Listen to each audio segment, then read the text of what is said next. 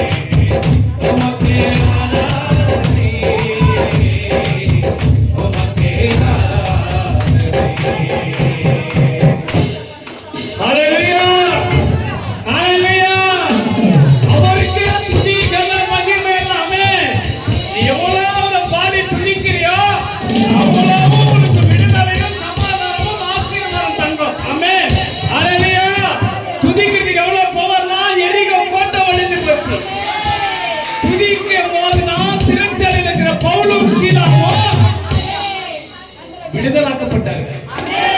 துதி சாதாரணமானதல்ல. நீ துதிக்கும் பொழுதுதான் விடுதலை. நீ எவ்வளவு மகிமைப்படுத்துறியோ அவ்வளவு ஆசீர்வாதம். ஆமென். துதி எவ்வளவு எடுக்கிறியோ, அவர் எவ்வளவு பாடி மகிமைப்படுத்துறியோ அவ்வளவு உங்களுக்கு சமாதானம். ஹalleluya. உலகத்துல ஒரு துதிக்கிறத தவிர வேற ஒன்றும் நீங்க பண்ண முடியாது. ஹalleluya. உலகத்துக்கு விக்கிரத்துக்கு படைச்சவன் அப்படி துதிக்கிறான். உயிருள்ள தேவனை துதிக்கும் போது ஆச்சரியமா இருக்கும்.